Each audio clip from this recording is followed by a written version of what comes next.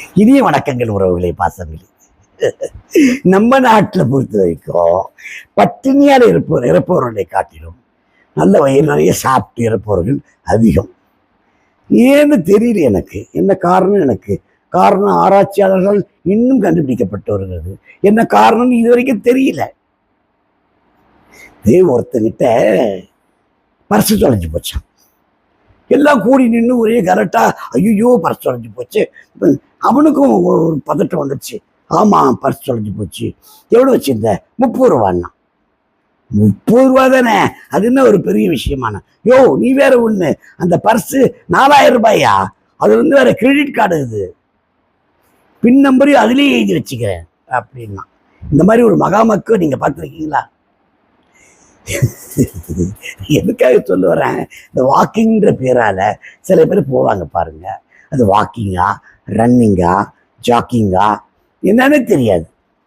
நல்ல வேகமாக நடப்பாங்க, ஜாலியாக பேசிக்கிட்டு நடப்பாங்க. அதுவும் பெண்கள்லாம் சேர்ந்து நடக்கிறதுனா அந்த வார சீரியலை டோட்டலாக அழைச்சிடுவாங்க. உறவுகளை நான் என்ன சொல்றேன்னா, உங்க உடம்பு என்ன சொல்கிறதோ அதை செய்யுங்கள்.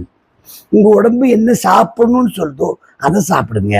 உங்க உடம்பு சாப்பிட வேணாம், ஒரு மாதிரி எசிடேஷன் ஆகுது, ட்ராப் பண்ணிடுங்க.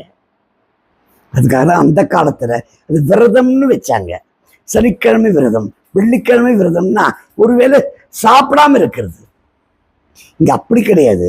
விரதம்னு பேரு, ஆனா பால் சாப்பிடுவாரு, பழம் சாப்பிடுவாரு, ஃப்ரூட் சாப்பிடுவாரு, எல்லாம் சாப்பிடுவாரு. என்ன நியாயம்? ஆகவே நண்பர்களே, உங்களுடைய ஆரோக்கியத்திற்கு நீங்க தான் கேரண்டி. நீங்க தான் எல்லாமே காரணகர்த்தா. அதை புரிஞ்சு கொள்ளுங்கள். டாக்டர் கிட்ட போறதுங்கிறது வேண்டாம், தேவையில்லை. நீங்க உங்க உடம்பை ஆரோக்கியமா வைத்துக்கொண்டு அது சொல்வதை மட்டும் நீங்கள் செய்தால் போதும். அது சொல்றதை நீங்க கேட்டா நீங்க ஆரோக்கியமா இருப்பீங்க. நீங்க பாட்டு இஷ்டத்துக்கு போட்டுட்டே இருக்கோம் அப்படின்னா அது ஜீரணம் ஆகுமானா ஆகாது.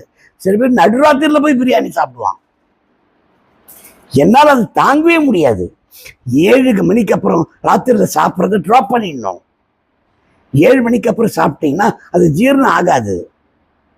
அதுக்காக ஜீரணம் ஆகிறதுக்கு உடல் உறுப்புகள் வேலை செய்யறதுக்குன்னு ஒரு நேரத்தை ஒதுக்கி கொடுக்கணும். அந்த நேரத்தில் போய் மிட் நைட் பிரியாணி, அந்த பிரியாணின்னு சாப்பிட்டா உடம்பு என்னத்துக்கு ஆகும்? நீங்கள் ஆரோக்கியமாக இருக்க நீங்கள் தான் காரணம். உங்கள் ஆரோக்கியமாக இருக்கிறதுக்கு நீங்க உடல் சொல்வதை நீங்கள் கேளுங்கள். வாழ்த்துக்கள். நன்றி. வணக்கம்.